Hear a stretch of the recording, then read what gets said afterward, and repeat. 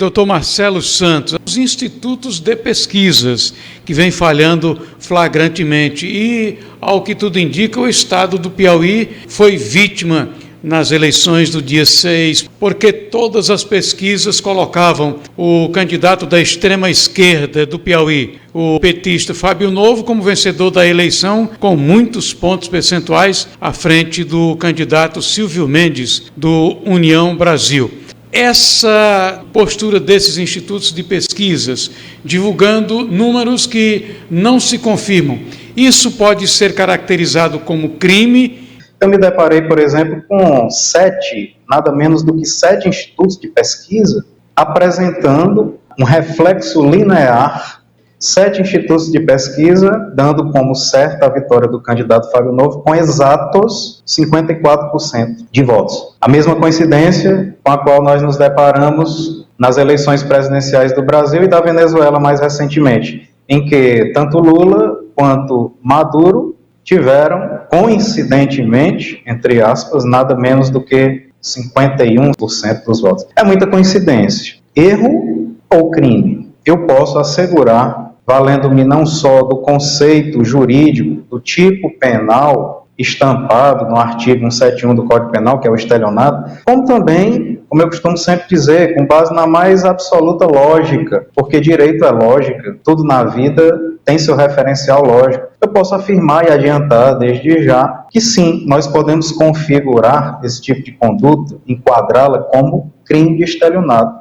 Institutos de pesquisa, principalmente, nós nos deparamos em Teresina com esse fenômeno negativo da proliferação de pesquisas mentirosas, o termo é esse, pesquisas indutórias ou indutivas, montadas no sentido de realmente influenciar o inconsciente coletivo, quando, na realidade, eu que ali estive transitando por Teresina, pude constatar de maneira muito clara que, no âmbito das ruas, dos ambientes por onde eu transitei, via-se claramente uma preferência, uma manifestação verbal esmagadora em prol da vitória do Dr. Silvio Mendes. E as urnas mostraram isto, e como o Dr. Silvio Mendes muito bem focou, enfatizou em sua entrevista ao final da apuração, aos mesmos veículos de comunicação que, de maneira forjada mesmo, maquiada, estavam com muita veemência divulgando essas pesquisas mentirosas, senão associados a esses institutos de pesquisa para, de maneira irresponsável e até venal, induzirem a opinião pública, quando na verdade o papel da mídia, dos veículos de comunicação, é informar verdadeiramente, transmitir a verdade. Lamentavelmente, no primeiro momento, nós nos deparamos com esse cenário, mas num segundo momento veio à tona a verdade, como sempre, a verdade é soberana, e de fato, como disse o Dr. Silvio, os institutos de pesquisa do Piauí, especificamente em relação ao resultado de Teresina, foram desmoralizados, foram ridicularizados, e disse ele também, com muita propriedade, o povo de Teresina, o eleitorado de Teresina deu este recado, ele estava ali apenas transmitindo o recado, que eu particularmente não confio em institutos de pesquisa. Dr. Marcelo Santos, esse comportamento dos institutos pode eventualmente ser tipificado como um crime, por exemplo, contra o próprio eleitorado?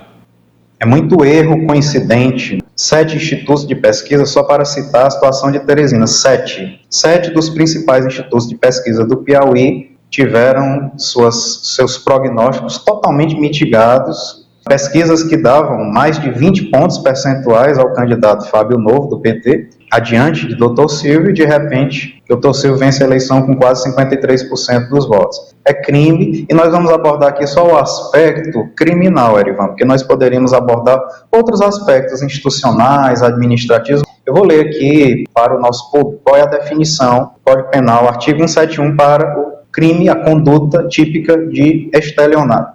Obter para si ou para outrem vantagem ilícita em prejuízo alheio, induzindo ou mantendo alguém em erro mediante artifício ardil ou qualquer outro meio fraudulento. Pena, reclusão de 1 a 5 anos e multa. Logo abaixo, nós temos aqui um agravamento da pena, que é exatamente Fraude eletrônica. Parágrafo 2º. A pena é de reclusão de 4 a 8 anos, portanto a pena majorada, e multa se a fraude é cometida com a utilização de informações fornecidas pela vítima, pesquisas, ou por terceiro, eu digo que vou votar em A e o Instituto de Pesquisa publica que eu estou optando e opinando por votar em B, utilizando informações fornecidas pela vítima ou por terceiro induzido a erro por meio de quê? De redes sociais, contatos telefônicos ou envio de correio eletrônico fraudulento ou por qualquer outro meio fraudulento análogo.